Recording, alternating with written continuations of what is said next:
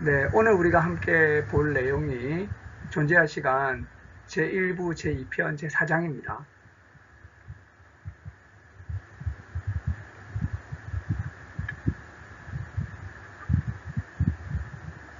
그러면 그 제1부 제2편 3장에서 6장까지의 전체 내용 개요를 설명드리고 그 가운데 이제 오늘 4장의 내용이 어떤 내용인지를 한번 이야기해 보려고 하겠습니다. 그러니까 3, 4, 5, 6장이 있는데 오늘 우리가 4장을 하는데 전체 3장에서 6장까지의 내용이 어떤 내용인가 알아보려고 합니다.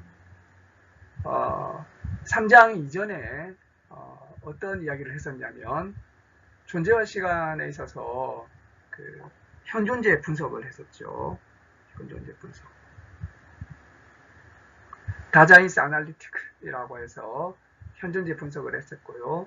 현존재는 세계 내 존재였습니다.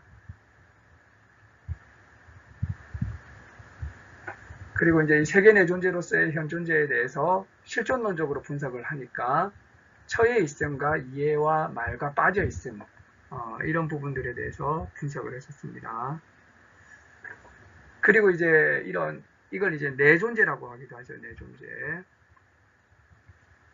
이를 통해서 시간성을 도출하게 된 거죠.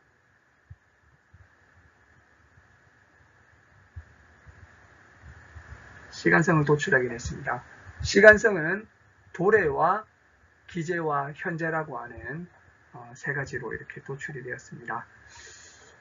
지난 시간에도 제가 설명을 드렸듯이 이 시간성이라고 하는 것은 존재와 시간의 한 절정이라고 할 수가 있습니다. 가장 중요한 어떤 개념이라고 해도 무방하겠죠. 자, 그런데 이렇게 이제 실존론적 분석론에서 시간성을 도출해내고 나서 그 다음에 하이데거가 하려고 하는 일은 뭐냐면 이 시간성이 시간화, 짜이티궁의 근본 가능성과 연계된다는 것입니다. 그래서 이제 이런 시간의 시간화라는 것을 염두에 두면서 이제는 역으로 현존재의 존재 구성틀의 가능성을 시간성의 해석 근거 위에서 증명하는 것을 시간적 해석이라고 부릅니다. 시간성의 근거 위에서 현존재의 존재 구성틀의 가능성을 증명하는 것을 시간적 해석이라고 부르는 것입니다. 한편으로 시간성이라고 하는 것은 실존론적인 분석론을 토대로 해서 이렇게 나오게 된 거죠. 자, 근데 이제는 역으로 시간성의 근거에서 어떻게 이제 이런 것들이 나오게 됐는가를 이렇게 알아보는 것을 이걸 뭐라고 하냐면 시간적 해석이라고 부른다는 것입니다. 자, 그래서 실존론적인 분석론에서 시간성이 나왔지만 이제 일단 시간성이 도출되고 나서는 이제는 역으로 어떻게 시간성에서 이런 것들이 나오게 되었는가 이렇게 알아보는 것을 시간적 해석이라고 부른다는 거죠.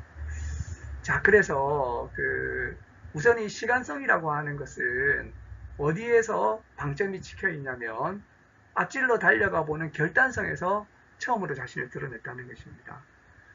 자, 그래서 시간성의 일자 탈자태가 뭐죠? 바로 도래라는 것입니다.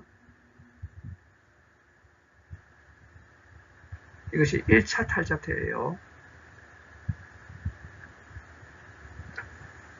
자, 그런데 이런 도래와 기재와 현재라고 하는 이런 이제 시간성이 결국에는 나타나게 됐는데 근데 이것은 이제 어떻게 보면 그들에 빠져 있는 자기 해석의 비본래성, 그들에 빠져 있는 자기 해석의 비본래성, 이런 이제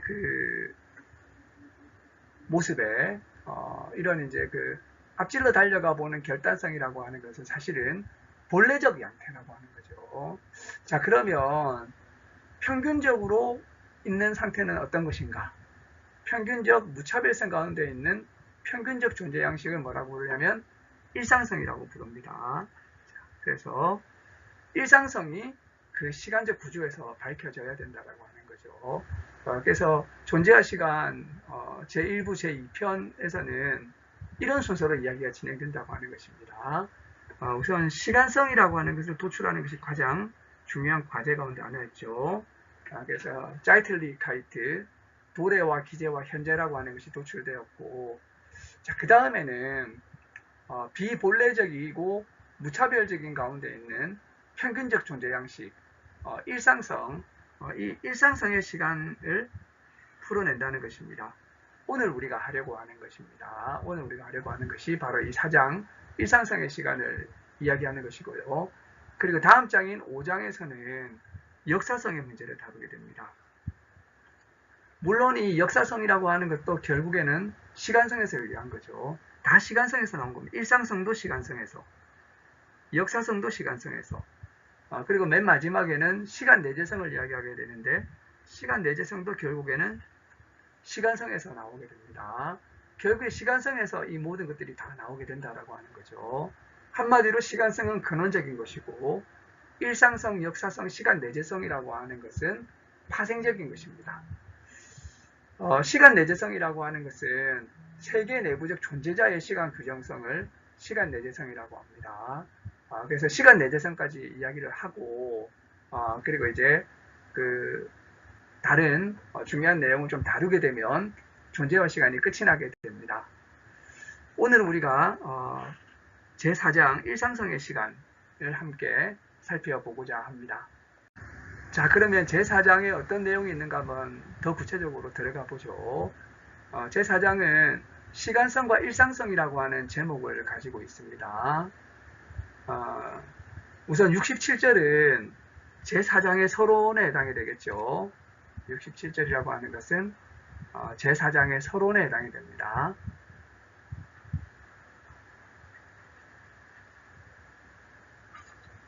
자, 그래서 현존재의 실존론적 구성틀의 근본 구성계기, 그리고 그 구성틀에 대한 시간적 해석을 앞서 윤곽지음이라고 하는 것이 제4장이고요. 앞서 윤곽짓는 것으로서 전체 이야기가 시작이 됩니다. 그래서 이제 큰 틀에서 제4장을 개관하는 것이고요.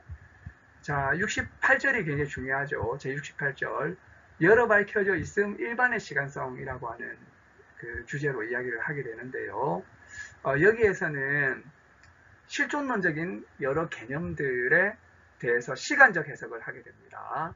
그래서 이해의 시간성, 처해 있음의 시간성, 빠져 있음의 시간성, 그리고 말의 시간성을 이야기를 하게 됩니다. 굉장히 중요한 부분이죠.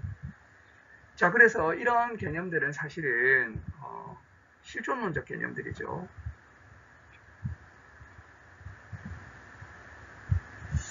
자, 그런데 이제 이런 실존론적 개념들, 특히 이제 이해와 처해 있음과 빠져 있음, 이걸 통해서 뭐가 나오게 됐습니까? 시간성이 나오게 됐죠. 여기에서 이제 시간성.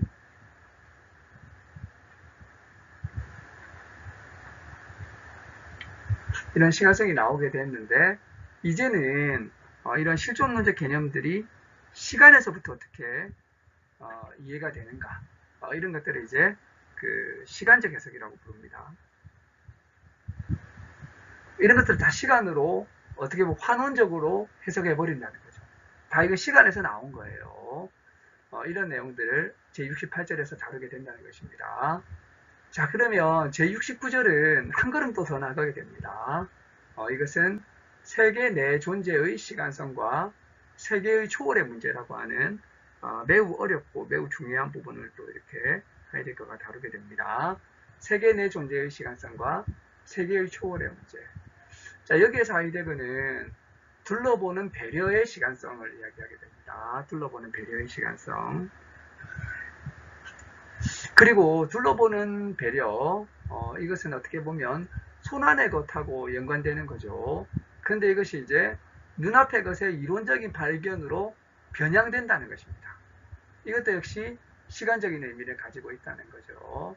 그리고 맨 마지막에 세계의 초월의 시간적 문제라고 하는 심오한 문제를 다루게 됩니다. 자, 그리고 제70절에는 현존재의 공간성의 시간성을 다루게 됩니다. 현존재의 공간성의 시간성. 그리고 마지막 제71절은 현존재 일상성의 시간적 의미라고 해서 이제 그 일상성이라고 하는 것을 시간이라고 하는 측면에서 해석을 했으니 이것이 어떠한 시간적 의미를 갖는가라고 하는 것을 이야기함으로써 제 1부 제2편 제4장 이야기가 마무리가 되겠습니다.